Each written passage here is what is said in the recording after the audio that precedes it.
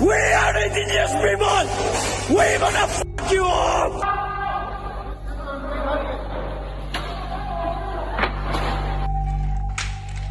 दोस्तों, मणिपुर जब जल रहा था, हमारे देश के नेताओं सब सो रहे थे, हमारी प्रशासन व्यवस्था पूरा सो रही थी। हमारा देश ऐसे कगार पे आके आज खड़ी है जो पूरे विश्व से शर्मसार हो चुकी है, जिसको पूरी दुनिया में आज भारत की निंदा हो रही है।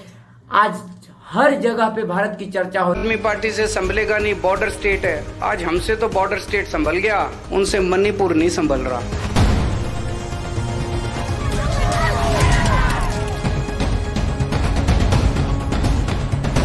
उनसे मणिपुर नहीं संभल रहा।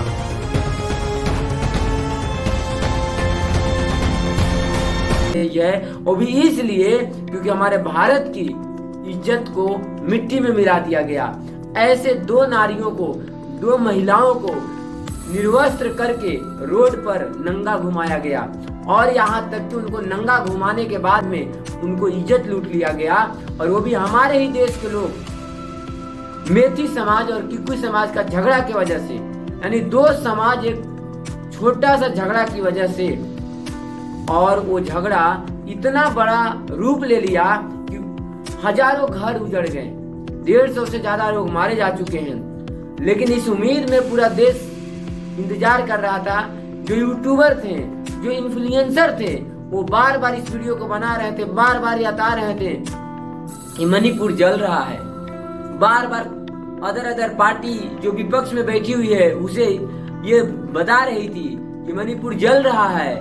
सरकार बीजेपी की है, याद करो, सेंट्रल गवर्नमेंट की सरकार है, जल रहा है, लेकिन उसे याद नहीं आ रही थी। इस बच्चे को देखकर आपको एक चीज बात मैं आपको बताना चाहता हूँ। ऐसे छोटे छोटे बच्चे जो थे वो मणिपुर से भाग रहे थे, और मणिपुर से भागने के दौरान आप ये समझ लो कि इस बच्चे को रहने का ठिकाना नहीं था। आपका बच्चा ऐसे हालातों में, जिसको खाने की ठिकाना ना हो, जिसको रहने की ठिकाना नहीं हो, और वो ऐसे बच्चे को लेके भागना पड़ रहा था, कैंपों की शरण लेना पड़ रहा था। लेकिन उस वक्त अगर सोच लो, आज हम इतने बड़े पैदा हुए हैं, अगर हमें छोटे में हमारा समाज हम पर ध्यान नहीं दिया होता और हमारे माँ बाप ध्यान नहीं दिए होते, तो काश शायद हम इतना बड़ा नहीं होते। आज उन बच्चे को क्या होगा जो बच्चे उस झगड़े की वजह से मारे गए, जो चले गए। 150 से ज्यादा लोगों की मृत्यु हो चुकी, बताइए, 150 से ज्यादा लोगों की मृत्यु हो गई। लेकिन सरकार सोती रही। उम्मीद तो ये लगा रहे थे लोग कि सरकार जागेगी, कुछ बताएगी, लेकिन 3 महीनों के बाद में सरकार जब जागी, तो जागने के बाद में एक 36 सेकंड का वीडियो आया। और से कठोर कदम उठाएं, घटना चाहे राजस्थान की हो, घटना चाहे छत्तीसगढ़ की हो, घटना चाहे मणिपुर की हो। इस देश में, हिंदुस्तान के किसी भी कोने में, किसी भी की राज्य सरकार में राजनीतिक वाद विवाद से ऊपर उठ करके कानून व्यवस्था का महात्मा है, नारी का सम्मान, और मैं देशवासियों को विश्वास दिलाना चाहता, किसी भी गुनहगार को बख्शा नहीं जाएगा। उस 36 सेकेंड में मोदी सरकार ने डायरेक्टली मणिपुर को 3 राज्यों से कंपेयर कर दिया, या वो राजस्थान हो, या वो छत्तीसगढ़ हो, या मणिपुर हो। बहुत ही गलत बात है। हमारे अंदर आक्रोश की भावना है। मतलब हर चीज में पॉलिटिक्स करना जरूरी है। यहाँ जो लोग मारे गए उनके लिए कोई भी हमदर्दी नहीं था, यहाँ पर पॉलिटिक्स करना जरूरी था। आपको पता है कि एक नारी जाति के लिए जो सबसे प्रिय चीज है वो उनकी इज्जत होती है, और वो इज्जत भी हमारे देश में जब नीलाम होना शुरू हो गया, जब विदेशियों हमारे यहाँ पे राज कर रहे थे, तो उस टाइम में यही स्थिति था। हमारे देश की माताओं को, बहनों को चीरहरण कर दिया जाता था, इज्जत लूट लिया जाता था, उनकी हक और जो हिस्सा है उनको छीन लिया जाता था।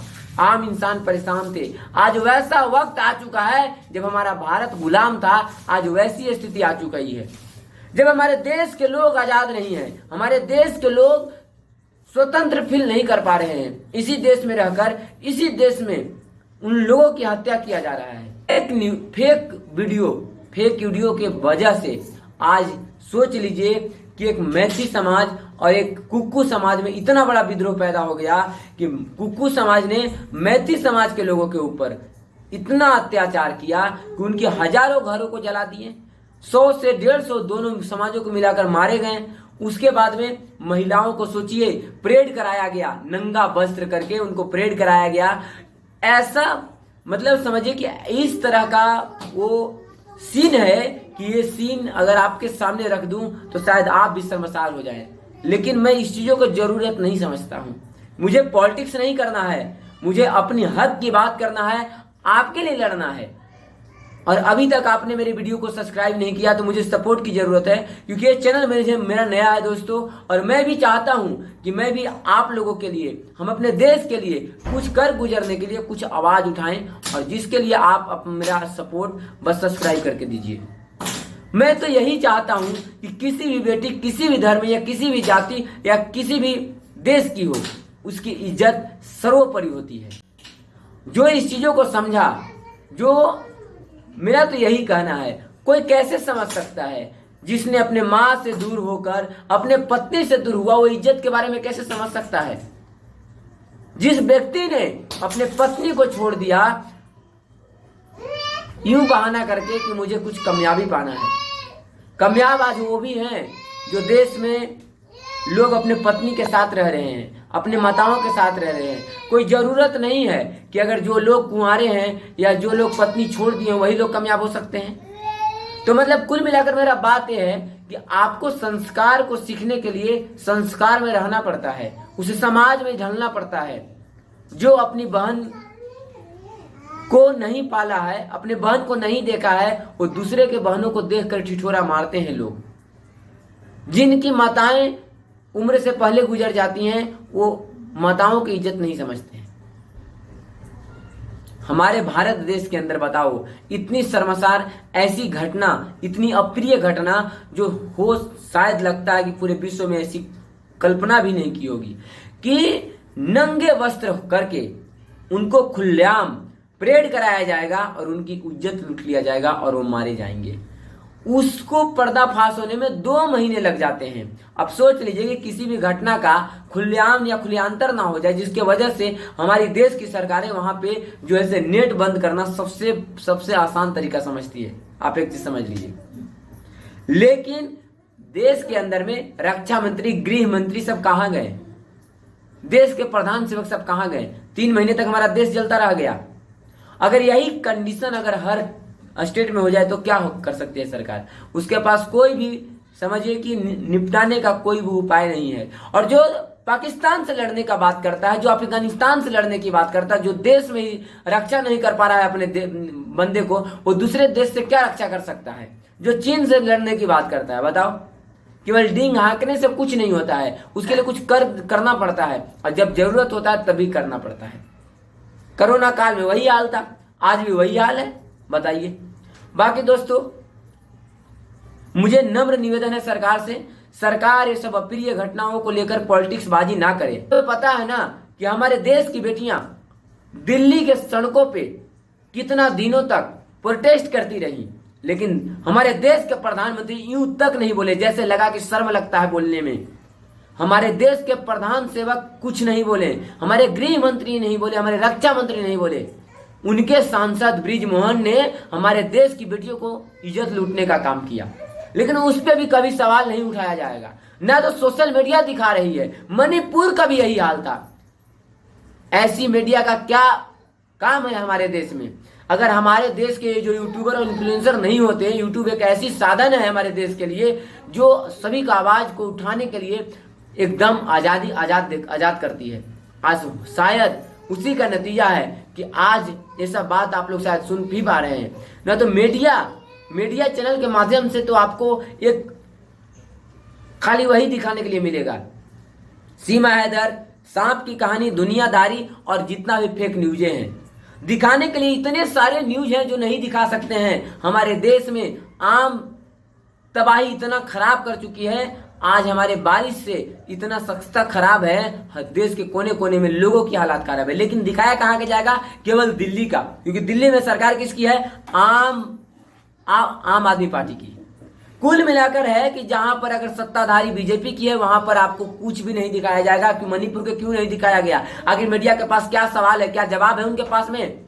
हमारे यूट्यूबर, हमारे इन्फ्लुएंसर चिल्लाते रहे मणिपुर में आग लगी है, मणिपुर में बचा लो, लेकिन किसी ने कोई आवाज उठाया नहीं, किसी ने उसके ऊपर ध्यान नहीं दी। मणिपुर के लेकर अगर बात करते रहे तो पूरी रात गुजर जाएगी, अंदर से एकदम क्या बोले, ऐसा लग रहा है कि शायद आज हम देश के प्रधान होते हैं और प्रधान होने के नाते हम अपना कर्तव्य निभाते हैं।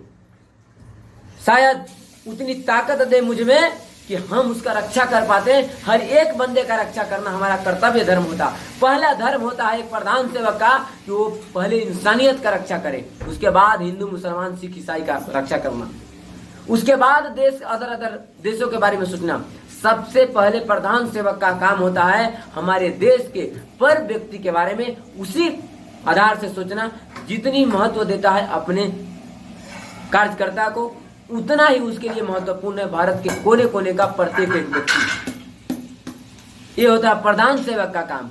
मैं उस जगह पे होता, हर एक व्यक्ति का ख्याल करता। आज वायलेंस हुआ था, कल मीटिंग में 24 आवर के अंदर सॉर्ट आउट प्रॉब्लम उसको करता, ऐसी कड़ी सजा देता कि ऐसा करने के लिए पूरा भारत नहीं पूरा विश्व सोचता। हमारे भारत देश कि ऐसी कानून व्यवस्था है, मुझे उस पर भी सवाल उठाने का मन करता है। आज प्रूफ हो गया है, उसका शकल देखा गया, लेकिन अभी तक उसकी फांसी नहीं दी गई। जब तक समय सीमा समाप्त हो जाएगी, लोग इस चीजों को लेकर भूल जाएंगे, तब उसका केस चलेगा। वो गरीब तबके के लोग इसके बारे में थोड़े ना केस लड़ पाएंगे, साबित नहीं कर पाएंगे, क्योंकि वो फेस दिख रहा है ना, सरकार को नहीं दिख रही है। उनके लिए कोई आदमी साबित करने के लिए चाहिए, तब हमारा देश उसको दंड दे सकता है। आप समझ सकते हैं।